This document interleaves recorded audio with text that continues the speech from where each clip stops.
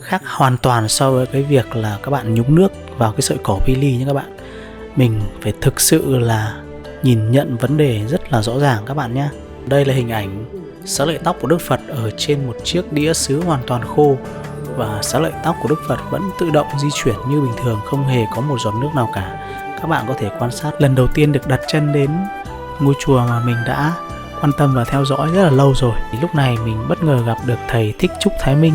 Đây là lần đầu tiên mình được gặp thầy ở ngoài đời bằng xương bằng thịt. Vậy là mình đã 3 lần chiêm bái xá lợi tóc của Đức Phật. Để đạt được điều gì trong cuộc sống thì đâu mà đều phải cố gắng cả. Sắp đến rồi, nửa cây nữa. Ôi ôi, đến rồi các bạn ơi, đến rồi các bạn ơi. Và đây là lần đầu tiên mình ăn một suất cơm chay tại chùa Ba Vàng và cảm thấy vô cùng là ngon. Chùa và các cô chú Phật tử đã lo lắng từng bữa ăn giấc ngủ cho mọi người đầy đủ. Con cảm ơn thầy. Không bao giờ Phật. Mình xin được phép giữ im lặng ở khoảnh khắc này. Câu chuyện mà nhiều quý khán giả đã bị truyền thông tiêm nhiễm vào trong đầu là chùa Ba Vàng mua sợi tóc trên sàn S hay trên sàn E để trục lợi kiếm tiền, và tưởng rằng được Myanmar tặng miễn phí là sai hoàn toàn sự thật nha các bạn. Video này mình sẽ giải đáp cho các bạn rất nhiều thắc mắc trong những ngày vừa qua. Mong rằng các bạn hãy xem hết video và để lại cho mình những ý kiến tích cực. Cảm ơn các bạn. Đấy, hình ảnh tóc của Đức Phật vẫn đang di chuyển, xoay rất nhiều hướng. Sự Phật Pháp rất là nhiệm màu nhé. Xin chào tất cả các bạn đã quay trở lại với kênh của Lương Football. Có lẽ hôm nay sẽ là một cái vlog rất là đặc biệt. Mình không kể về những cái trận bóng bình thường, và sẽ là một cái vlog nói về hành trình lần đầu tiên mình đến chùa Ba Vàng, và cũng như là lần đầu tiên được chiêm ngưỡng xá lợi tóc của Đức Phật, và rất là nhiều những cái tình tiết ly kỳ và khó tin. Mời các bạn hãy cùng đón xem vlog này của mình nhé. Kỳ diệu xá lợi tóc của Đức Phật tự chuyển động như vật thể sống. Dù đã trải qua hơn 2.600 năm, nhưng xá lợi tóc của Ngài vẫn còn nguyên vẹn. Và điều rất đặc biệt, vi diệu nhiệm màu, đó là tóc của Đức Thế Tôn có thể chuyển động. Từ đây, chúng ta tin chắc rằng Ngài vẫn luôn hiện hữu xung quanh chúng ta. Đại chúng được chiêm bái, đảnh lễ và cúng dường xá lợi tóc của Đức Phật và các viên xá lợi trong thân của Đức Thế Tôn. Đây là nhân duyên hy hữu thủ thắng. Thầy Thái Minh tin rằng nếu ai với tâm thành kính giác ngộ Đức Phật là một con người chân thật, là bậc vĩ nhân siêu việt với lòng từ rộng khắp, thì dù chỉ một lần khởi tâm hoan hỷ, tán thán cúng dường cũng được vô lượng công đức phước báu, và đặc biệt là nhân duyên tu tập được kéo dài nhiều kiếp. Sau khi nghe được thông tin chùa Ba Vàng thỉnh được xá lợi tóc của Đức Phật Thích Ca Mâu Ni từ Myanmar về tại chùa, và chỉ được chiêm bái trong vòng 4 ngày, từ ngày 24 tháng 12 đến hết ngày 27 tháng 12, nên mình rất là tò mò. Và ngay lập tức mình đã xin nghỉ việc một hôm để quyết tâm đi lên chiêm bái xá lợi tóc của Đức Phật, cũng như đi tham quan chùa Ba Vàng lần đầu tiên. Lương có rủ 2 người bạn thân của mình đi cùng, tuy nhiên thì 2 bạn ấy chưa đủ duyên nên không đi được. Vậy là Lương sẽ đi một mình. Bây giờ là sáng ngày thứ 3, ngày 26 tháng 12, mình sẽ bắt một chuyến xe limousine lúc 6 giờ 30. Tuy nhiên vì một lý do là điện thoại không kêu chuông nên Lương đã bị lỡ chuyến và bắt buộc phải đợi đến chuyến tiếp theo là lúc 8 giờ 30. Alo ạ. Rồi em ra rồi anh ơi. Rồi em đứng đấy sẵn luôn. Ok. Lần này không biết là có bị trễ đâu không anh em? Không thể trễ được nữa à? Và đúng 8 giờ 30 thì xe đã đến đón mình nha các bạn. Đây là hãng xe limousine của hãng Tùng Tuấn. Và một điều đặc biệt đã xảy ra là trên xe có 9 người thì đều là 9 người là Phật tử và đều cùng đi đến chùa Ba Vàng để chiêm bái xá lợi tóc của Đức Phật. Đây là đầu tiên. Cháu định qua lại nhé, cháu lên ra chiêm ngưỡng nhá. Rồi thì là đi lên tất cả thăm nhé. Thì rất tuyệt vời. Phật pháp nhiệm màu cực kỳ luôn. Theo dõi lâu lắm, 7-8 năm. Nhất là chùa. Phút này thì mình đang giải thích với anh lái xe tại sao mình lại bị lỡ cái chuyến lúc 6 giờ 30. Là nhà xe đã gọi cho mình đến 6-7 lần. Tuy nhiên vào cái thời điểm đấy mình không hề nghe thấy cái tiếng chuông điện thoại nào cả. Linh Chi bắt đầu. Em đuổi em không kịp nữa. Em lại về cuối cùng phải đợi. Sáng nay là em cũng đặt lỡ. Các anh đấy à? Vâng. Ôi, Em đặt mấy xe cơ. Em đặt mấy xe nhưng mà toàn hết chỗ luôn. Lại là một sự hữu duyên tiếp theo. Đây là anh Việt, anh ấy đang đi lên Chùa Ba Vàng và là hành khách cuối cùng trên chuyến xe ngày hôm nay. Thật sự là rất là bất ngờ và cảm giác rất là kỳ diệu các bạn ạ. nghe bảo xá lợi viên của Đức Phật là vật chất của ngoài tinh, tức là quý là kim cương. Đấy, quý lắm. Không thể mua được. Mà lại các thầy còn phát đợt này về Việt Nam mà tụi mình được thỉnh chứ. Tức là nhiều người không biết tin nhá, không biết nhỉ. Không phải là cứ có chùa là có xá lợi mà đâu, rất nhiều chùa có đâu. Đợt này là bên thầy mình Mà mình đây là mình là một Phật tử nhân dân thôi đấy, mà mình đã thỉnh được rồi. Bên Myanmar người ta cũng tin tưởng cho đấy, người ta quý người ta mới cho đấy. Cái trường bảo vật quốc gia mà xá lợi tóc của Phật đấy bên đấy nó là ở bảo tàng đấy, bảo tàng của thế giới đấy. Thế giới đấy. Có tiền không mua được. Nghe không tin đấy, bởi nhìn cái sợi tóc xoay đấy thì ai mà không tin vậy. Không phải ảo thuật đâu cả. Mà nó lại xoay, không phải là xoay thêm một đường vòng tròn, là xoay lúc vươn lên và lúc xuống, lúc trái lúc phải. Em mình siêu.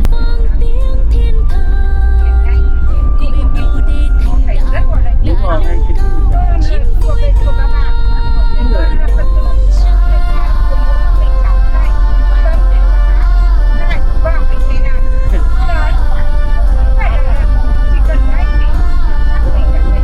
Chả có cái gì sắp xếp trước. chả gì sắp xếp nữa. Nếu mà mình kiểu nản đấy thì mình lại nghỉ luôn, mình không đi nữa. Có phải cái anh này anh vừa gọi cho anh đúng không? Rồi Đức có ở trong đấy à? Cũng là bạn à? Anh thấy chưa? Anh thấy đúng duyên chưa nào? Tức là em có với mình. Đây là anh biết Đức ở bên đá bóng đúng không? À thế à? Mình cùng nhóm với Đức, cùng nhóm Công ty à? tập ở trên đấy. À đúng, anh Đức là anh em thấy anh có cái avatar là anh đi chùa. Nhưng mà tự nhiên em nhìn thấy Lưu Trọng Đức DG em chật mình luôn mà. Nó ở ngay gần nhà mình, nó là em cùng nhóm ở trong đạo tràng. Đoạn này thực sự là mình không tin vào mắt mình nữa. Tự nhiên mình nhìn thấy anh Việt bên cạnh, anh nhận một cuộc gọi. Có một cái người tên là anh Lưu Trọng Đức DNG, mà anh này chính là đội trưởng của đội bóng FC Farmer mà mình đã từng đá sân 11. Có những video ở trên kênh luôn, mình sẽ để link ở phía trên cho các bạn xem nhé. Đấy, một sự trùng hợp thực sự là quá bất ngờ, mình không thể giải thích lý giải nổi. Tại sao lại như vậy? Tại sao không quen biết nhau mà lại có thể gặp nhau được như thế? Đúng là trái đất hình tròn, người có duyên sẽ gặp được nhau. Bây giờ là tầm 10 giờ sáng, đoàn của mình đã đi được tầm nửa chặng đường rồi và đã đến địa phận tỉnh Quảng Ninh. Theo số liệu công bố ngày 27 tháng 11 của Cục Thống kê tỉnh, tổng GDP 2023 của Quảng Ninh tăng 11,03%, đứng đầu khu vực đồng bằng sông Hồng, đứng thứ 3 toàn quốc và lập kỳ tích 9 năm liền tăng trưởng hai con số từ năm 2015 đến năm 2023. Hiện tại mình đã đi đến địa phận của thành phố Uông Bí, tỉnh Quảng Ninh, nơi mà có ngôi chùa Ba Vàng, và cách đấy 15-16 km thì có ngôi chùa rất nổi tiếng nữa, đó chính là ngôi chùa Yên Tử mà mình chưa có cơ hội đặt chân đến. Bây giờ mình và cả đoàn bắt đầu từ dưới chân núi đi vào trong chùa, và mình cảm thấy xung quanh hầu như không có những quán xá để bán những cái mặt hàng như là hương này, vòng này, hoa quả hay là bánh kẹo. Chùa Ba Vàng. Đấy là khác. Chính là đồng này. Đấy, đúng rồi. Thế. Chắc chữ tăng lại cầm mình bát. Đây một bát. Trong khi cùng chiêm ngưỡng cảnh quan từ dưới chân núi lên đến chùa thì mình sẽ cung cấp cho các bạn một số thông tin về chùa Ba Vàng theo nguồn của Wikipedia. Chùa Ba Vàng, còn gọi là Bảo Quang Tự, là một ngôi chùa tọa lạc trên lưng chừng núi Thành Đẳng thuộc phường Quang Trung, thành phố Uông Bí, tỉnh Quảng Ninh. Tọa lạc trên lưng chừng núi Thành Đẳng, chùa Ba Vàng còn có tên gọi là Bảo Quang Tự. Chùa nằm ở độ cao 340m trên một vị trí rất đẹp ở phía tây thành phố Uông Bí. Phía trước là Bạch Đằng Giang uốn lượn, xa xa là thành phố cảng Hải Phòng. Hút tầm mắt là biển Đồ Sơn với muôn trùng sóng vỗ. Bên trái là dãy núi Thanh Long trùng điệp trầu về, bên phải là những dãy bạch hổ hùng vĩ phục xuống. Năm 2007, được sự chấp thuận của chính quyền và sự cho phép của Hòa thượng Thích Thanh Từ, viện chủ Thiền viện Trúc Lâm, thầy Thích Trúc Thái Minh nhận trách nhiệm trụ trì chùa Ba Vàng vào ngày 9 tháng 3 năm 2014. Giáo hội Phật giáo Việt Nam tuyên bố khánh thành chùa Ba Vàng vào ngày 16 tháng 9 năm 2014. Chùa Ba Vàng tuyên bố khánh thành nhà thờ Tam Tổ Trúc Lâm và đại tượng Phật A Di Đà. Hoạt động từ thiện. Bên cạnh những hoạt động sự kiện tổ chức tại chùa, Thượng tọa Thích Trúc Thái Minh, chư tăng ni Phật tử chùa Ba Vàng còn tích cực tham gia các công tác từ thiện và an sinh xã hội, chung tay cùng chính quyền giúp đỡ nhân dân có hoàn cảnh khó khăn. Con thêm Bồ Tát đang trên kia kìa. Vậy là đoàn của mình đã đến cổng tam quan của chùa Ba Vàng. Đứng từ phía dưới nhìn lên, chúng ta có thể nhìn thấy tượng Quan Thế Âm Bồ Tát. Bây giờ là 11 giờ trưa, thời tiết hơi se lạnh một chút và có nắng nên mình tranh thủ quay những shot rất là đẹp về cổng chùa Ba Vàng. Lần đầu tiên được đặt chân đến ngôi chùa mà mình đã quan tâm và theo dõi rất là lâu rồi, thì cảm giác của mình rất là hồi hộp và phấn khích các bạn ạ. Và bây giờ cũng không để các bạn phải đợi lâu nữa, thì chúng ta hãy cùng nhau đi những bước đầu tiên, bước vào cổng chùa nhé các bạn. Anh đi, chúng ta đi cùng đoàn luôn. Quay phim, quay vlog sau này sẽ đăng lên. Lần đầu tiên mình đến chùa nên mình cũng chưa biết đi như thế nào, nên là mình sẽ đi cùng nhóm những cô chú Phật tử đã ngồi trên cùng một chuyến xe nhé các bạn. Đây là những cái cảnh đầu tiên khi mình vừa bước. Mình nhanh tí nữa về ta sẽ quay sau. Mình đi theo đoàn cho nên là mọi người đang rất là mong chờ để nhìn thấy xá lợi tóc của Đức Phật, cũng như được thỉnh xá lợi viên của Đức Phật về, cho nên là mình sẽ đi theo đoàn đi trước, và nếu có thiếu những cái cảnh nào thì mình sẽ quay sau. Anh là tên gì nhỉ? Anh tên Dũng. Anh Dũng à? Em là Lương. Anh Dũng rất là tốt bụng mua tặng cho mình một cốc cà phê 20k, và đặc biệt là Vâng, cháu là Lương. Tên mẹ anh. À thế à? Ôi sao nhiều người Lương. À đây, cô Lương lúc nãy. đấy, đặc biệt là mẹ của anh Dũng cũng là cùng tên với mình. Đấy, có những sự trùng hợp rất là đặc biệt trên cùng một chuyến xe các bạn ạ. Còn đây, bà không ra. Ánh Bà sáng. không ra. Đấy. Đường lên rất đẹp.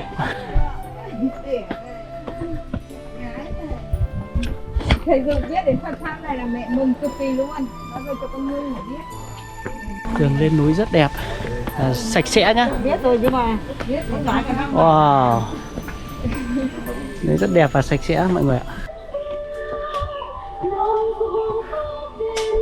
Wow, đây có những cái có loa này. Đấy, loa từng bậc thang một. Sau 7-8 năm nghe Phật pháp, bây giờ được lên chùa Ba Vàng lần đầu tiên. Này là hội đủ nhân duyên. Nay mà lên được gặp cả sư phụ mà được chụp ảnh nữa thì sướng quá nhỉ. Hơi khó đấy. Hơi khó, không sao, Em cầm máy. chúng ta sẽ Và để cho thầy mà khó nhìn. Mà cái này. có rất là nhiều cây đại.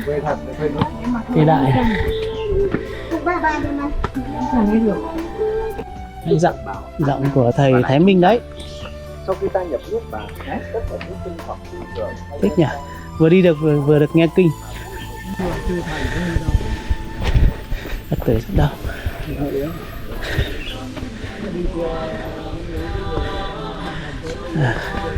Đi chùa nào cũng phải leo hết. Leo. Đúng rồi, chùa này, chùa Ba Vàng là thoải, còn thoải đấy.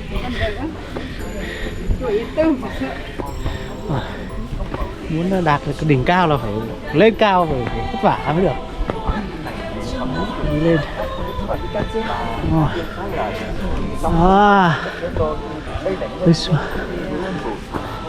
Quan Thế Âm Bồ Tát. Lối lên chiêm bái xá lợi tóc của Đức Phật. Wow, đã có biển bảng đây, hướng dẫn đây rồi. Đấy. Đấy, tượng mẹ Quan Thế Âm Bồ Tát đây. Mình sẽ đảnh lễ.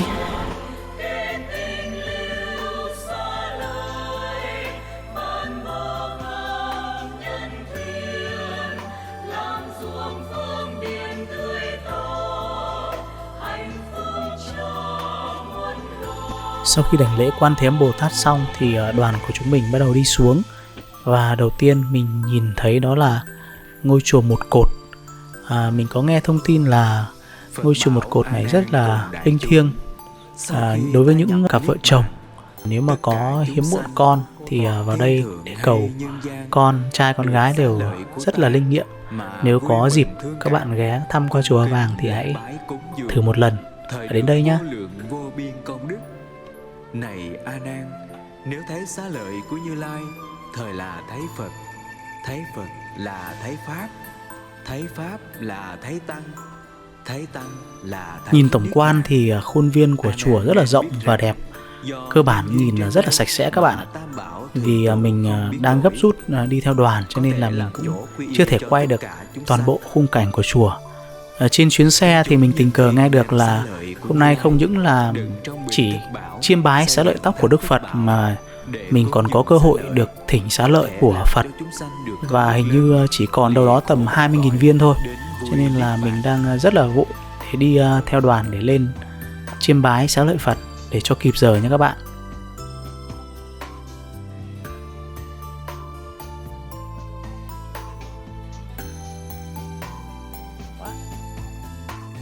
Wow, đẹp quá. Đây chính là khu đại giảng đường rất là nổi tiếng với sức chứa lên đến 15.000 người, là một trong những khu đại giảng đường lớn nhất thế giới. Trên núi này, đấy, cái kia là các chư tăng các tu hành này, phía sau cái ngọn núi kia. Đây là đại giảng đường nữa, đúng không? Rất sạch sẽ. Đây là lần đầu tiên mình được đến chùa Ba Vàng và cũng là lần đầu tiên lên đại giảng đường, nơi mà thầy Thích Trúc Thái Minh thường hay giảng pháp qua những bài kinh của Đức Phật hay phát trên những kênh truyền thông của chùa như là fanpage này, YouTube. Nên mình cảm giác rất là hồi hộp. Wow, đẹp thế. Những hoa sen. Đây là những hình ảnh đầu tiên về đại giảng đường, nơi phía trong đang có trưng bày xá lợi tóc của Đức Phật. Hoa cúc vàng để trên bàn là mình có thể tự lấy được và mình không phải trả bất cứ một cái chi phí nào. Còn đối với việc công đức thì do tùy tâm mỗi người. Nhà chùa không yêu cầu là bắt buộc phải nộp cái số phí bao nhiêu thì mới được chiêm bái cũng như là thỉnh xá lợi của Phật. Thì lúc này mình có ghi một phong bì với số tiền không quá nhiều. Tuy nhiên đó là cái lòng thành tâm của mình. Mình cũng muốn môn lễ như là hoa quả, bánh kẹo, hương vòng, nhưng mà xung quanh chùa cũng như trong chùa không bán nên mình cũng không có cách nào cả. Lại một sự trùng hợp nữa đó là mình đang mang rất nhiều phong bì và đúng lúc mọi người đang không có phong bì thì mình cũng đưa cho mọi người sử dụng. Rất là may mắn và cảm thấy rất là vui khi đã giúp đỡ được một vài Phật tử. Nhiều phong bì. Đấy là có phước ở đây cháu ạ. Công đức của mọi người đều có thôi cháu. Dạ. Cần dùng được đưa tí nữa có ai. Tí ai cần thì đưa. Và bây giờ mình cùng đoàn bắt đầu vào đợi để được chiêm bái xá lợi tóc của Đức Phật. Ra cho mình vào chiêm bái xá lợi ạ? Dạ. Đã bạch vẫn bạch chưa ạ? Bây giờ mình bạch. Vâng, vẫn bạch đấy ạ. Có cúng dường, có cái cúng dường và cúng dường đơn ạ.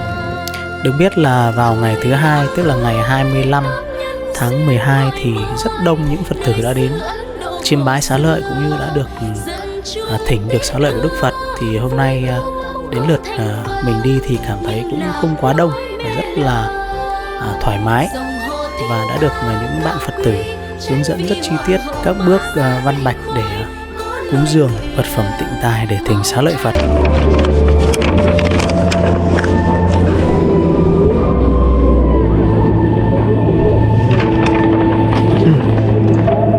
Văn bạch dâng phẩm tịnh tài cúng dường xá lợi. Nam mô Bổn Sư Thích Ca Mâu Ni. Đệ tử con là Nguyễn Duy Lương. Chúng con được nghe, được học lời Đức Phật dạy về công đức cúng dường vật phẩm tịnh tài lên xá lợi sẽ được phước báu nhiều đời. Sau được duyên gặp các Đức Phật, được tu hành hết khổ, được giải thoát niết bàn, cúng dường lên xá lợi. Chúng con xin Đức Phật chư Thánh chứng minh cho chúng con. Chúng con xin hồi hướng công đức về vô thượng Bồ Đề cho chúng con kiếp nào sinh ra cũng được tinh tấn thực hành công hạnh Bồ Đề, và hiện tại chúng con cũng xin hồi hướng cho cuộc sống tại gia của chúng con để cho các con được hanh thông thuận duyên tu tập. Chúng con xin Đức Phật Chư Thánh Tăng chứng minh và gia hộ cho chúng con. Nam mô Phật Bổn Sư Thích Ca Mâu Ni.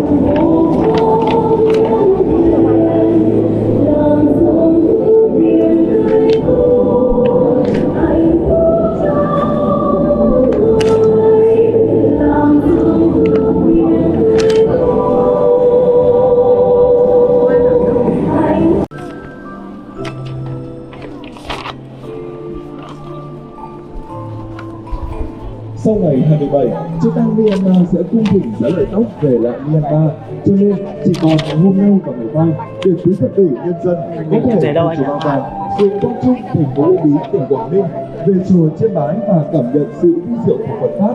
Nhà chùa sẵn sàng chuẩn bị các phần cơm và nước uống cho mọi người dùng. Xin chào và hẹn mọi người tại nhà lớn Ba Vàng. Đúng rồi, nhà có ăn đồ siêu à? Mình đặt vào đây được. Đây nhé. Thì của chị đã thịt Xá Lợi Để dưới đây ạ. Dạ vâng, anh để dưới để trên đều được. Đây là lúc mình xếp hàng để chờ đợi vào chiêm bái xá lợi tóc của Đức Phật.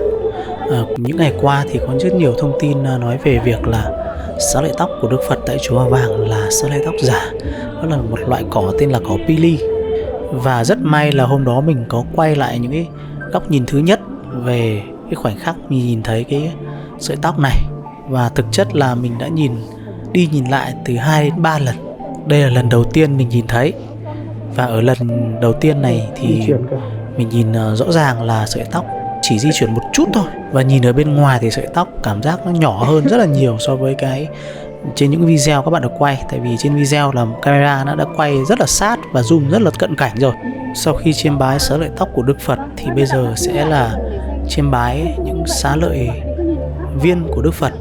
Đấy, nhìn từ xa thì các bạn có thể thấy là những viên xá lợi nó có màu trắng đục và màu trắng. Khi mình quay ở những thước phim đầu tiên thì hình ảnh về xá lợi tóc nó không được rõ, cho nên là một chút nữa thì mình sẽ có quay lại thêm những cái thước phim nó rõ ràng hơn. Thì mong các bạn hãy cùng tiếp tục đón xem thật kỹ ở những thước phim tiếp theo nhé. Sau khi chiêm bái xá lợi của Đức Phật thì bây giờ có lẽ là khoảnh khắc rất là hạnh phúc đối với bản thân mình. Đó là mình được thỉnh xá lợi thật của Đức Phật Thích Ca Mâu Ni. Con cảm ơn thầy. Con bao giờ Phật. Xin Phật này, đây là xá lợi Phật đâu, đây là xá lợi Phật Thích Ca Mâu Ni. Được biết đây là xá lợi thật của Phật Thích Ca Mâu Ni. Và sau khi được thỉnh xá lợi thì mình sẽ được phát một cái văn bản là văn bạch sau khi cung thỉnh xá lợi. Văn bạch sau khi cung thỉnh xá lợi. Nam mô Bổn Sư Thích Ca Mâu Ni. Chúng con kính bạch chư Phật, chư Bồ Tát cùng chư Thánh Hiền tăng chứng minh và gia hộ cho chúng con. Đệ tử con là Nguyễn Duy Đường, con chưa có pháp danh. Thiện nhân duyên khiến được hanh thông tốt lành an lạc. Nam mô Bổn Sư Thích Ca Mâu Ni. Khi đọc xong văn bạch sau khi cung thỉnh xá lợi thì mình trả lại cho những bạn Phật tử để tiếp tục dành cho những bạn khác sử dụng. Vì tình hình thực tế ngày hôm nay thì số lượng Phật tử đến không quá đông, cho nên là mình cũng tò mò và mình cũng rất muốn xem lại cái khoảnh khắc sợi tóc nó di chuyển. Nên là mình đã cố nán lại để cố gắng quay cho các bạn xem được những cái thước phim nó rõ ràng và chân thực nhất cái khoảnh khắc sợi tóc đang quay thực tế. Và đây chính là hình ảnh sợi tóc đang di chuyển, được đặt trên một chiếc đĩa hoàn toàn không có nước.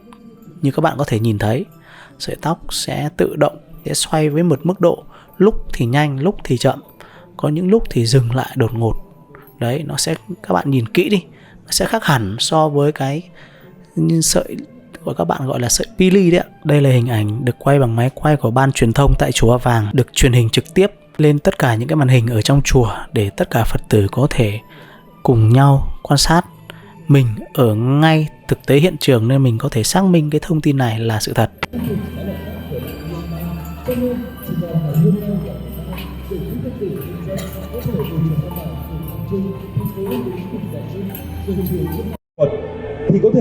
Đây là một góc quay trực tiếp, mình đứng ở phía bên phải để mình nhìn kỹ xem là liệu rằng lần này sợi tóc đã quay chưa? Thì ở cái góc máy này có vẻ các bạn nhìn sẽ rất hơi khó. Tuy nhiên ở mắt thường của mình nhìn thì lúc này thì sợi tóc đã có sự chuyển động thực sự rồi. Để chiêm bái và cảm nhận sự vi diệu của Phật pháp. Ở lần thứ hai trực tiếp mắt mình nhìn thấy thì lần này thực sự sợi tóc đã quay. Tuy nhiên nó quay không nhiều và không mạnh, quay ở một mức độ vừa phải, nhẹ nhàng. Khác hoàn toàn so với cái việc là các bạn nhúng nước vào cái sợi cỏ pili nha các bạn. Mình phải thực sự là nhìn nhận vấn đề rất là rõ ràng các bạn nhé. Còn đây là hình ảnh xá lợi tóc của Đức Phật ở trên một chiếc đĩa sứ hoàn toàn khô. Và xá lợi tóc của Đức Phật vẫn tự động di chuyển như bình thường, không hề có một giọt nước nào cả. Các bạn có thể quan sát và đưa ra đánh giá cho riêng mình. Trên quan điểm cá nhân của mình về xá lợi tóc của Đức Phật là thật hay là giả thì mình không thể khẳng định 100% được. Vì ngay cả các nhà khoa học bên Myanmar đã nghiên cứu thì xá lợi tóc của Đức Phật tại chùa Parami có chất carbon, oxy, nitơ, lưu huỳnh và silic. Ngoài ra còn có khoáng chất như là monazit và pyrolusis. Tiến sĩ Senwin cho rằng kết quả nghiên cứu này cho thấy sợi tóc xá lợi này có thể là tóc thật của Đức Phật. Tuy nhiên, kết quả nghiên cứu của tiến sĩ Senwin vẫn còn gây nhiều tranh cãi. Ngay cả những nhà khoa học chứng minh rằng có những chất trong xá lợi tóc của Đức Phật giống như một sợi tóc bình thường. Tuy nhiên, kết quả nghiên cứu của tiến sĩ Senwin vẫn còn gây tranh cãi. Thì thử hỏi một người bình thường như chúng ta làm sao có thể chứng minh được đây là sợi tóc thật hay sợi tóc giả.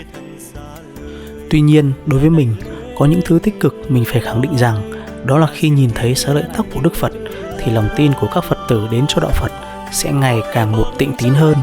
Và điều quan trọng là các bạn hãy nhớ rằng sự kiện sợi tóc của Đức Phật xuất hiện ở chùa Ba Vàng đó là lời mời của chư tăng Phật tử chùa Ba Vàng mời trụ trì tu viện Parami đến tham dự đại lễ kỷ niệm 765 năm Phật Hoàng Trần Nhân Tông đản sinh, và Hòa thượng Uwepula đã hoan hỉ nhận lời. Vị hòa thượng ấy đã cung rước xá lợi tóc của Đức Phật đến chùa Ba Vàng, và đây cũng lần đầu tiên xá lợi tóc của Đức Phật được cung rước ra nước ngoài. Quan trọng hơn là xá lợi tóc Phật chỉ được chiêm bái trong vòng 4 ngày thôi. Hết 4 ngày đó, xá lợi sẽ được đưa về Myanmar, và đây là kế hoạch đã có từ những ngày đầu. Vậy nên, câu chuyện mà nhiều quý khán giả đã bị truyền thông tiêm nhiễm vào trong đầu là chùa Ba Vàng mua sợi tóc trên sàn S hay trên sàn E để trục lợi kiếm tiền, và tưởng rằng được Myanmar tặng miễn phí là sai hoàn toàn sự thật nha các bạn. Ở thời đại 4.0 này, các bạn dễ bị truyền thông tiêm nhiễm những thông tin sai lệch, không biết đâu là sự thật nếu không chịu khó tìm hiểu kỹ càng. Vậy nên, video này mình sẽ giải đáp cho các bạn rất nhiều thắc mắc trong những ngày vừa qua. Mong rằng các bạn hãy xem hết video và để lại cho mình những ý kiến tích cực. Cảm ơn các bạn. Quay trở lại với hành trình đi đến thăm chùa Ba Vàng của mình, thì đây là hình ảnh tôn tượng Phật đản sinh. Đây là góc nhìn từ sân của đại giảng đường nhìn xuống phía dưới chân núi. Bây giờ đã là hơn 12 giờ trưa và mình cũng như anh Dũng đã quay trở lại tầng 2 để mời mọi người xuống ăn cơm cùng. Tuy nhiên thì lúc này mình bất ngờ gặp được thầy Thích Trúc Thái Minh. Đây là lần đầu tiên mình được gặp thầy ở ngoài đời bằng xương bằng thịt. Chính vì vậy mình cũng rất háo hức để được đến gần thầy, và mình đã tiếp tục xếp hàng để chờ vào chiêm bái xá lợi tóc lần thứ 3.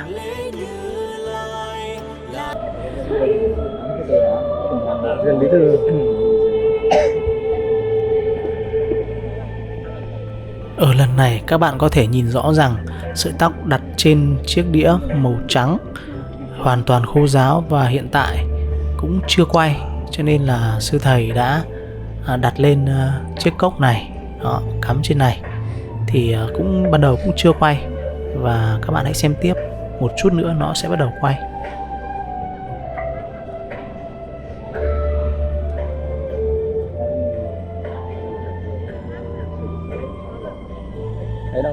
Vậy là mình đã 3 lần chiêm bái xá lợi tóc của Đức Phật, và lần này mong muốn của mình là được đứng gần thầy Thái Minh một chút. Tuy nhiên thầy Thái Minh đang có những công việc rất là bận rộn, cho nên là mình cũng chưa có duyên được ở lại gặp thầy.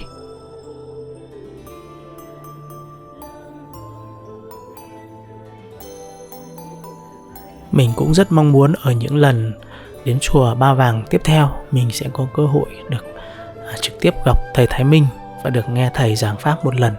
Đó là một cái niềm hạnh phúc rất lớn đối với bản thân mình. Bây giờ là 12:30 trưa. Mình xuống tầng 1 của đại giảng đường để ăn chay. Và đây là lần đầu tiên mình ăn chay tại chùa Ba Vàng. Các bạn hãy cùng đón xem hôm nay sẽ có thực đơn những món gì nhé.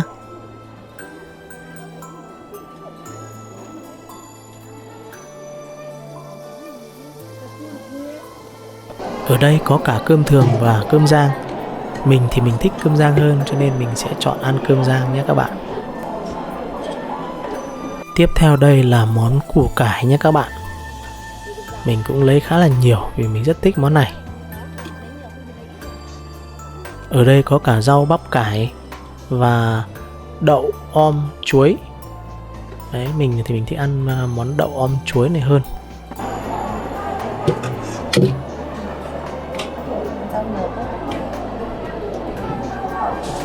Và đây là một cái món rất là đặc biệt và mình cũng chưa biết tên nó là món gì, nhưng mà khi mình ăn mình cảm thấy rất là ngon và rất là giòn, vừa phải. Các bạn nào biết tên món này thì hãy comment cho mình biết nha.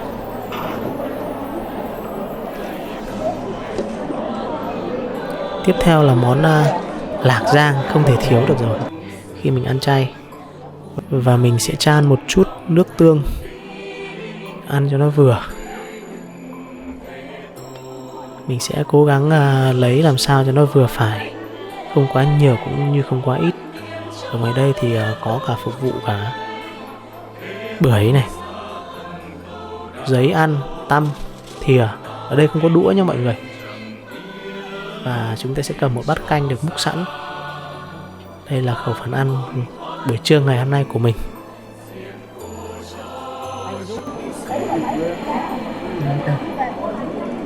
Ra đến đây mình lại gặp anh Dũng. Đúng là hai anh em có duyên với nhau. Hai anh em vừa ngồi ăn vừa nói chuyện tâm sự rất nhiều những câu chuyện trong cuộc sống.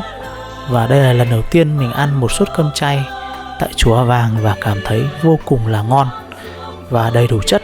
Nếu mà nhà mình gần chùa Ba Vàng, có lẽ một tuần mình sẽ lên đây ăn chay 2 đến 3 lần là chuyện bình thường các bạn ạ.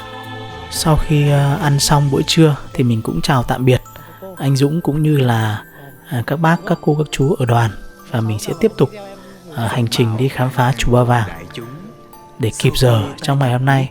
Ở đây là khu nghỉ trưa của các Phật tử, rất rộng rãi và thoải mái. Mình cảm thấy thật tuyệt vời khi nhà chùa và các cô chú Phật tử đã lo lắng từng bữa ăn giấc ngủ cho mọi người đầy đủ, để khi đến đây chúng ta sẽ chỉ chuyên tâm hơn vào việc tu tập Phật Pháp. Nếu thấy xá lợi của Như Lai, thời là thấy Phật, thấy Phật là thấy Pháp. Mình tiếp tục hành trình khám phá chùa Ba Vàng. Bây giờ là mình sẽ đi sang khu chính điện của chùa Ba Vàng. Do nhân duyên trên đây mà Tam Bảo thường trụ không biến đổi, có thể là chỗ quy y cho tất cả chúng sanh. Tứ chúng nhân thiên đem xá lợi của Như Lai đựng trong bình thức bảo. Một lần nữa mình cảm ơn tất cả các bạn đã xem video của mình cho đến giờ phút này. Nếu các bạn cảm thấy video này hay và ý nghĩa và nó thực sự bổ ích, mang lại cho các bạn những thông tin bổ ích và thiết thực, thì các bạn hãy đăng ký kênh cũng như là like video này và hãy để lại cho mình những ý kiến đóng góp để mình càng ngày cải thiện những video tiếp theo tốt hơn. Cảm ơn các bạn rất là nhiều. Đây là góc nhìn phía dưới của khu chính điện.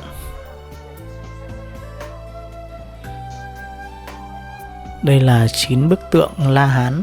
Tổng cộng có 18 bức tượng La Hán và mình sẽ chỉ quay được một bên là 9 vị thôi. Còn đây là hình ảnh cây bồ đề rất là đẹp.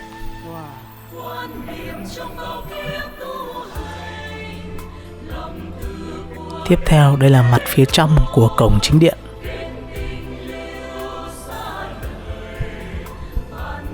Còn đây chính là khu chính điện, có dòng chữ Minh Quang Vô Lượng mà chút nữa mình sẽ lên để đảnh lễ Tam Bảo.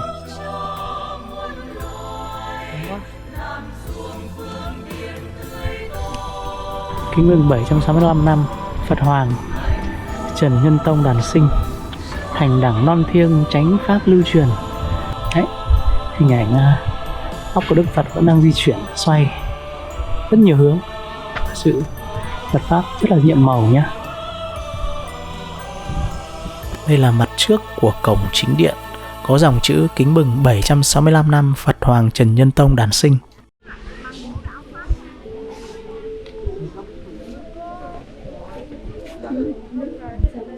Mình muốn thỉnh kinh sách ở đâu ạ? Ở đây có những cái này thôi ạ. Dạ dạ. Không nào không phải. Vâng không, đây cả người đây đấy. Nó Đấy, cũng là một Đức mẫu này, ở trong có nào thì trưng bày hết. Ở chùa Ba Vàng có khu thỉnh sách cũng như là lộc Phật miễn phí. Đây là một điều rất là đặc biệt. Con thỉnh 2 quyển này nhá. Dạ. Lên tránh điện chính là đi đường nào con nhỉ? Đây là giảng đường chính ạ. Con cảm ơn ạ. Một sự khác biệt nữa là ở tại chùa Ba Vàng có rất nhiều cụm uống nước tinh khiết miễn phí và có rất nhiều những hòm thư đóng góp ý kiến để các Phật tử có thể đóng góp cũng như xây dựng ngôi chùa đẹp hơn, khang trang hơn.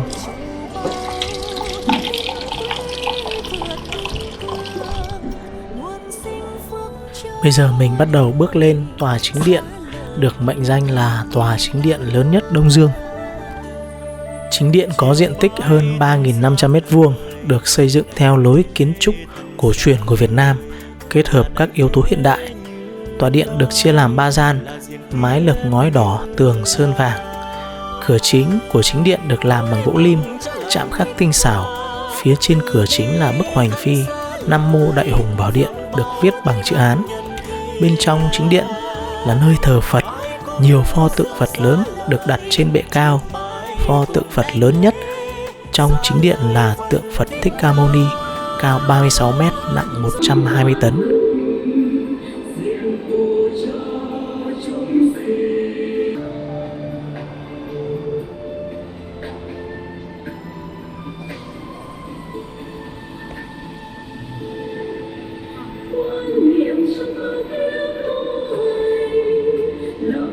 Đây cũng là lần đầu tiên mình thử đọc hết một biến chú Đại Bi và cảm thấy cũng rất là khó nhớ các bạn ạ.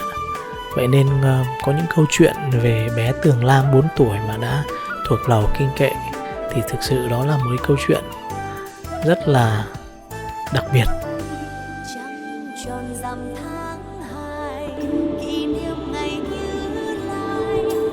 Sau khi đảnh lễ xong thì mình bắt đầu đi xuống dưới và đi ra ngoài.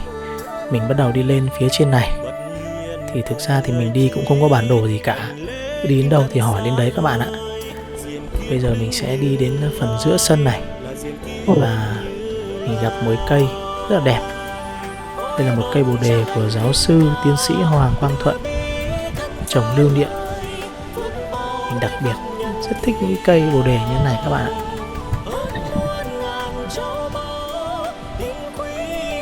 Tiếp tục mình leo cầu thang lên phía trên thì gặp những chú đang sửa ghế. Khung cảnh rất là đẹp, rất là yên bình. Hôm nay thời tiết cũng rất là ủng hộ cho chuyến đi này của mình. Nhìn khung cảnh khuôn viên của chùa, wow, tuyệt vời các bạn ạ. Ở đây có những cái bài kinh được treo rất là hay. Đây là khung cảnh mình bắt đầu bước lên phía trên. Nơi đây được gọi là nhà thờ tổ của Phật Hoàng Trần Nhân Tông.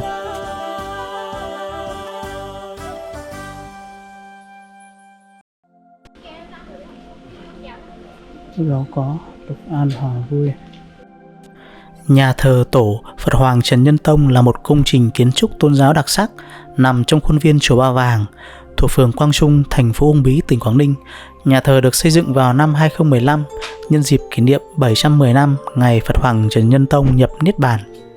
Nhà thờ được thiết kế theo lối kiến trúc truyền thống của chùa Việt Nam với mái cong, ngói đỏ, cột gỗ lim. Nhà thờ có diện tích 1.200 m², cao 3 tầng gồm 7 gian.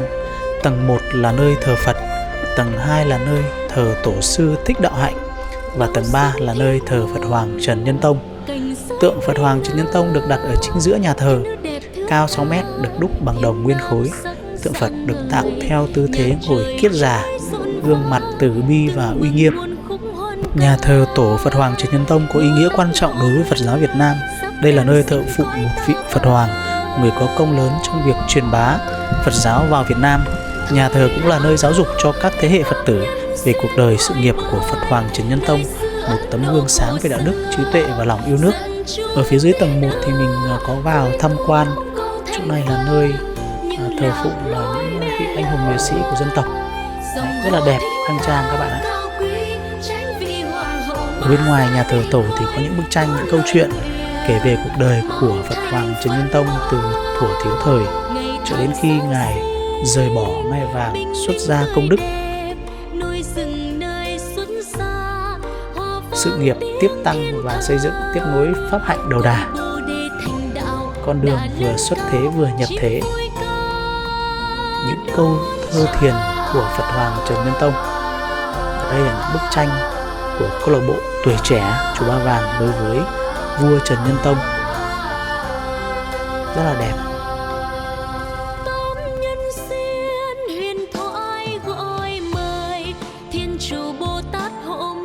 Mình đi ra phía bên ngoài thì phát hiện một nơi là gọi là cung Phật Phụ. Thì theo mình suy đoán có khả năng đây sẽ là nơi thờ cha của Đức Phật, tức là Đức Độ Tịnh Phạn. Tuy nhiên thì bây giờ vẫn đang sửa chữa và thi công.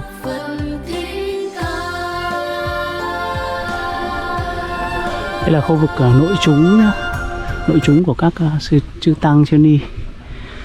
Đây, tiếp tục chúng ta sẽ đi khám phá khu vực là vườn xuân tâm linh nha các bạn.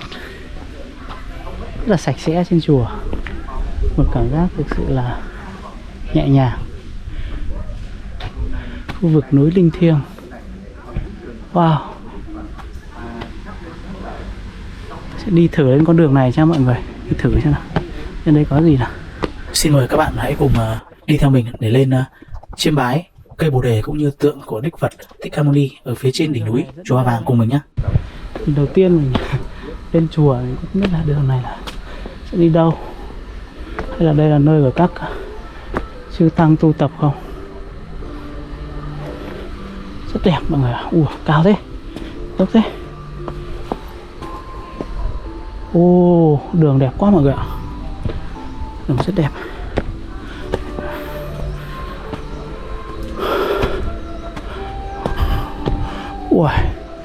Dốc đang đứng luôn.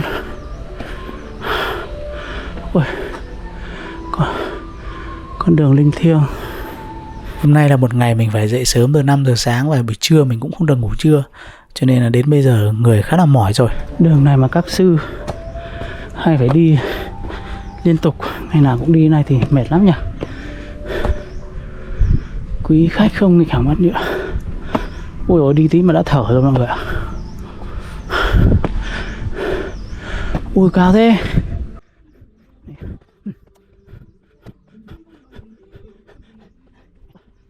Đi lên đến cái đoạn kia nhá.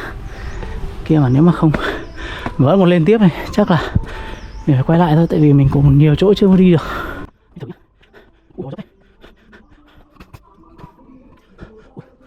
Ôi mệt thế. Cố lên nào. Cố lên nào, được rồi. Cố lên.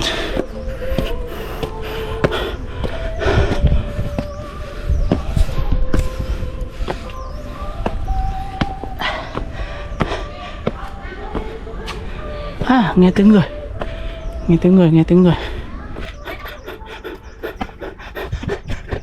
Chị ơi, trên đây là gì à? Trên đây là cây Bồ Đề. Có cây Bồ Đề. Sắp đến chưa ạ? Gần đến rồi. Gần đấy rồi. Cảm ơn chị ạ. Ui giời. Thôi cố gắng đấy. Cố gắng nào.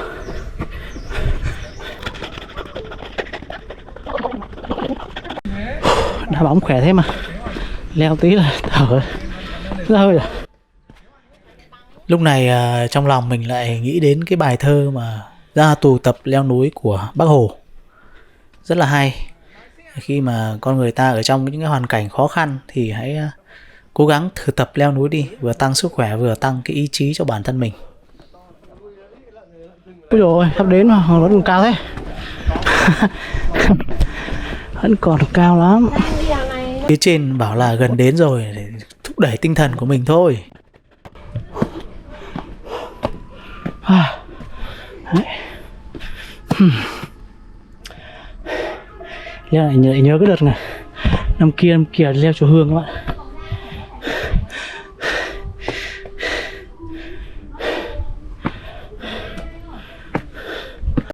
Để đạt được cái điều gì trong cuộc sống thành công là đều phải cố gắng cả.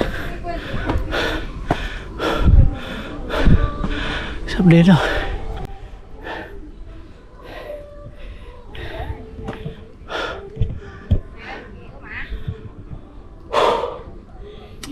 Khoan nước quá. Cố lên nào. Tiếp tục hành trình leo núi. Và lần này lại gặp được một nhóm những chị Phật tử đi cùng đường, và mình đã hỏi là còn xa không chị ơi? Nửa cây nữa. Ôi ôi. Nửa cây nữa thì là phải cao hơn từ dưới kia lên đây à? Lúc này bây giờ mình cảm thấy là mỏi rã rời chân tay rồi, mồ hôi mồ kê bắt đầu là tứa tung rồi các bạn ạ. Hình như leo hết cái cây này là đến cái bên Xá Lợi Phật nữa là hết đúng không ạ? Hay là hết một vòng đúng không? À, Xá Lợi Phật á? Xá Lợi Phật thì em tít thế này. À không, Xá Lợi Phật thì em lấy rồi. Tức là có một cái đền. Cái này cây Bồ Đề là Xá Lợi Phật, nhưng mà bây giờ họ bê hết xuống dưới ấy rồi. À. Cho nên không có gì, tại vì trước chị lên là có một Xá Lợi Phật cao ở dưới xong bê đấy. Thế thì chắc là em chỉ còn mỗi trên đây nữa là hết rồi. Em đi vòng hết rồi. Chính điện với giảng đường rồi. Giảng đường em còn xuống cái chỗ bàn tay Phật chân Phật chưa? Ở dưới à? Vâng, ở dưới với cái chùa một cột đấy, nếu mà chùa một cột thấy rồi. Đấy em đến em thỉnh đi qua rồi, em đi qua rồi. Em đi xuống đấy xong rồi em đi qua cái chỗ bàn chân Phật nữa. À. Thế thì còn chỗ này với bàn chân Phật nữa là hết đấy. Ui.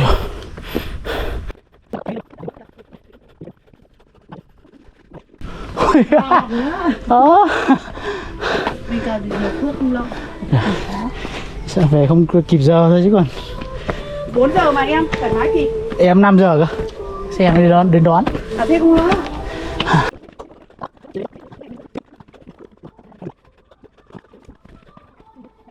Tiếp tục leo, mồ hôi bắt đầu thấm ướt hết áo rồi.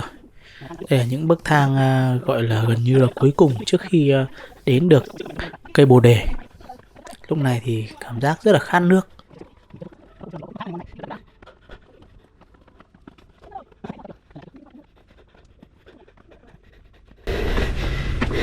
Chắc nhiều người đi Ba Vàng cũng chả biết đây đâu nhỉ? Chả biết đâu, tại vì cái góc đấy mình phải để ý kỹ mới thấy. Lúc em ở dưới kia em chả thấy ai, em chỉ tưởng là đường cấm. À, thấy chưa? Chắc đây rồi. Thấy lán trại đây ở đây rồi. Đến rồi các bạn ơi. Đến rồi các bạn ơi.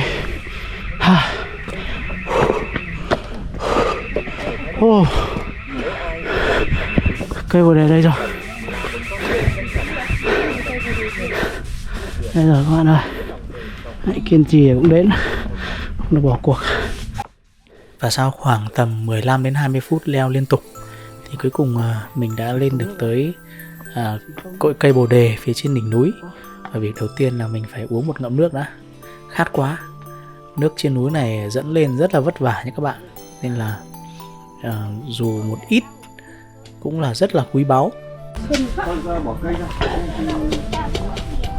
Đây thì chắc là toàn những các đơn vị nó cho kìa.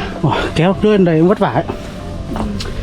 Sau khi mình lên được đây thì việc đầu tiên là đảnh lễ Đức Thế Tôn. Xung quanh thì cũng có những cô chú Phật tử đang sửa chữa lại khuôn viên cho nó đẹp hơn. Ở trên đây thì có một phong tục, đó là con trai thì đi 7 vòng, con gái thì đi 9 vòng xung quanh cây Bồ Đề. Lên trên đây cảm giác là không khí rất là loãng, tuy nhiên thì rất là trong lành các bạn ạ. Một cảm giác vô cùng thoải mái và dễ chịu.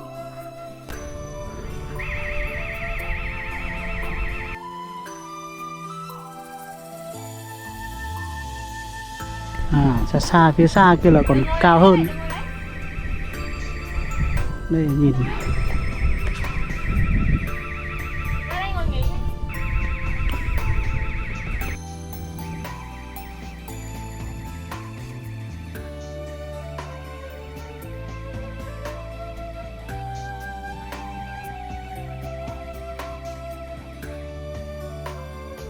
Lúc này mình ngồi nghỉ ngơi một chút, bỗng nhiên trong lòng cảm thấy trống rỗng. Một cảm giác kỳ lạ xuất hiện khi mình nhìn kỹ tôn tượng của Đức Phật Thích Ca Mâu Ni. Đoạn này không hề có trong kế hoạch chuyến quay video lần này của mình, nên mình cũng không biết phải nói như thế nào. Mình xin được phép giữ im lặng ở khoảnh khắc này.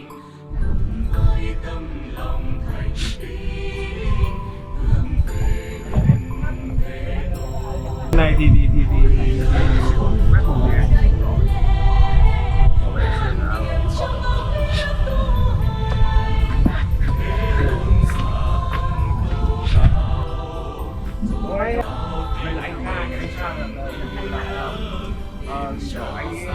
Em làm bún. Lấy nhau bún.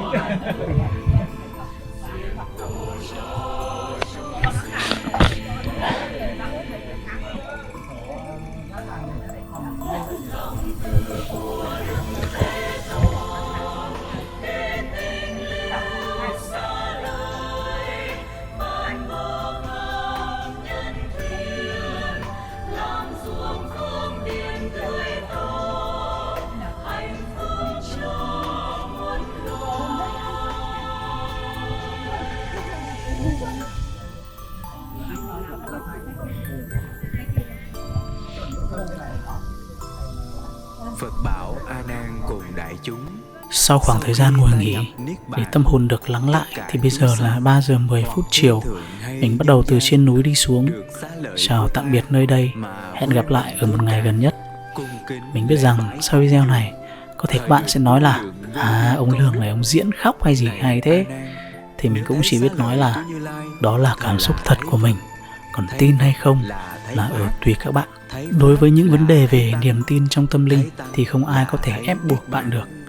Đến một thời điểm bản thân các bạn có đủ sự trải nghiệm, các bạn sẽ tin những điều mà trước đây các bạn không thể tin, nhưng nó lại là sự thật.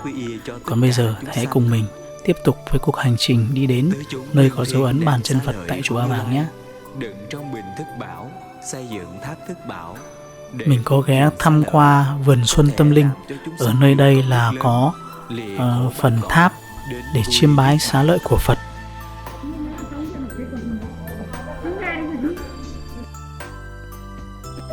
Xá lợi Phật là dưỡng phước tối thượng trên đời.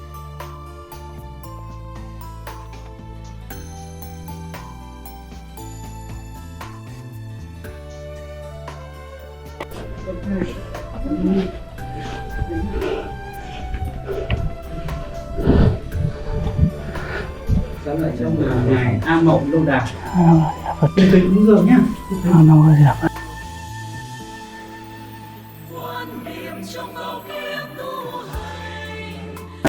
Xá lợi tóc cầu ngày. Đức Phật Thích Ca Mâu Ni hiến cầu mong một chư Phật độ chúng con cho chúng sinh an lành, cho đạo chúng con được bình an. Nam mô Phật Thích Ca Mâu Ni. Ở đây thì có trưng bày xá lợi của ngài Mục Kiền Liên, là đệ tử đệ nhất thần thông của Đức Phật, và có thêm cả xá lợi của ngài La Hầu La. Ngài cũng là người con trai duy nhất của Đức Phật Thích Ca Mâu Ni.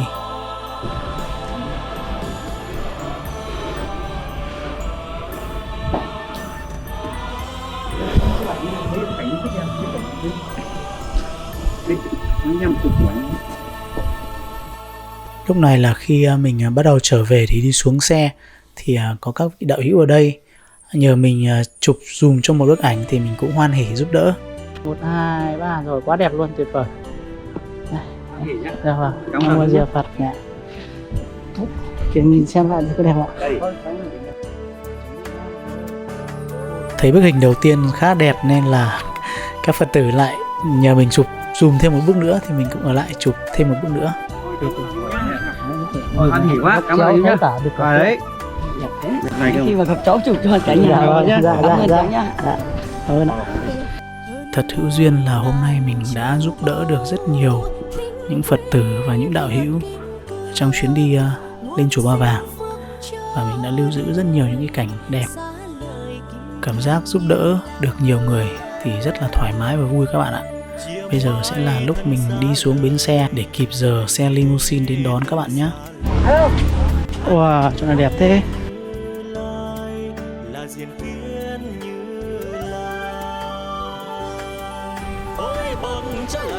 Wow.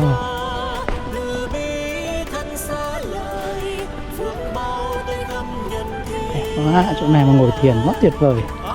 Và chim kìa, đúng là đất lành chim đậu.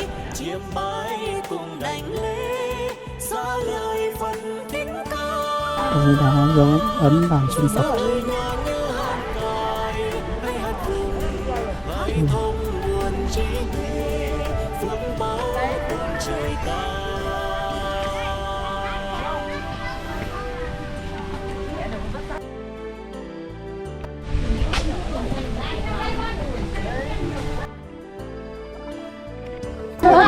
Thôi Không.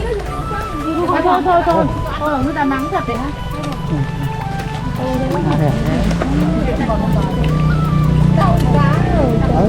Còn cao không ạ? Đức Phật được rắn thần che chở này. Đây là rừng thiền, chỗ mà khi mà chúng ta vừa đến chùa Ba Vàng đi qua những bãi gửi xe để xe thì chúng ta sẽ bước vào. Đấy, đường vào đây và ngay lập tức chúng ta liếc sang bên phải sẽ là rừng thiền. Thì lúc đầu mình vlog mình chưa đi được, thì bây giờ mình còn một chút thời gian nữa thì mình sẽ cố gắng đi nhanh cho mọi người nhá. Đấy, vào đây là rất là tĩnh lặng và hiện tại cũng chỉ có mỗi mình ở trong đây thôi. Đấy, mình sẽ quay nhanh cho mọi người cùng xem. Rừng thiền linh thiêng, vui lòng không ăn uống tại đây. Đấy, hình ảnh các tu sĩ khắc trên những miếng đá. Đó, rất nhiều trúc này, rất là yên bình, rất là trong lành, không khí thật rất trong lành mọi người ạ. Đi trong đây cảm giác rất là bình yên. Đối với một cái nhịp sống hiện đại bây giờ, công nghệ 4.0 thì chúng ta cứ bận rộn, suốt ngày chúng ta phải đối mặt vào điện thoại, tivi, không có những thời gian để chúng ta tĩnh tâm lại, thì chúng ta cảm nhận được cái hơi thở cuộc sống một cách bình yên nhất. Thì nếu có cơ duyên thì mời các bạn, các vị đạo hữu, các Phật tử hãy ghé thăm chùa Ba Vàng, đi thử vào rừng thiền trong đây để cảm nhận một chút bình yên, để tâm mình lắng lại nhé các quý đạo hữu. Đây là lần đầu tiên Lương Football làm thử những cái video vlog cái dạng như thế này, thì chắc chắn là không thể thiếu được những cái sai sót và những cái khiếm khuyết. Thì mong quý vị và các bạn thông cảm cho mình, và mọi người có thể đóng góp ý kiến bằng những comment ở dưới video, và đóng góp ý kiến đấy sẽ làm cho mình cải thiện hơn ở những cái video tiếp theo. Wow, vậy là đến đây thì phải lên một đỉnh núi nữa mọi người ạ. Thì hiện tại thời gian bây giờ xe sẽ đến đón mình rồi, có lẽ là mình không thể lên kịp nữa, nên là mình sẽ hẹn một lần gần nhất tiếp theo sẽ đến chùa Ba Vàng, mình sẽ khám phá cái rừng thiền này đầy đủ hơn nhé. Ok, ở trong đây thì một mình nói chuyện sẽ thoải mái hơn. Đây cũng là lần đầu tiên mà rất là hồi hộp. Đây là một video mình cảm thấy có rất nhiều yếu tố, như các bạn có thể thấy đến với mình rất là ngẫu nhiên nhưng mà lại rất là trùng hợp, mình cũng không thể giải thích được. Mong sao các bạn, những ai yêu quý Phật Pháp, tin vào Phật Pháp, hãy lan tỏa video này, chia sẻ đến với nhiều người hơn, để chúng ta lan tỏa đạo Phật đến với nhiều người, để nhiều người biết đến, để chúng ta bớt khổ đi. Đấy. Cảm ơn mọi người rất là nhiều đã luôn ủng hộ và theo dõi kênh của mình Lương Football. Một lần nữa cảm ơn tất cả các bạn rất là nhiều, luôn ủng hộ mình nhé. Chúc các bạn luôn luôn mạnh khỏe. Kênh Lương Football chuyên về đá bóng để tăng cường sức khỏe, và cũng có những video nói về đạo Phật để cho chúng ta tu không những tu về thân, chúng ta cũng tu về tâm nữa. Mà tâm chúng ta khỏe thì chúng ta sẽ không ngại việc gì hết. Ok, cảm ơn các bạn rất là nhiều. Xin chào và hẹn gặp lại các bạn ở những vlog tiếp theo. Bye bye. chiêm bái kim thân xá lời, đảnh lễ kim thân xá lời, là đảnh lễ Như Lai, là diện kiến Như Lai. Chiêm bái kim thân xá lời, đảnh lễ kim thân xá lời, là đảnh lễ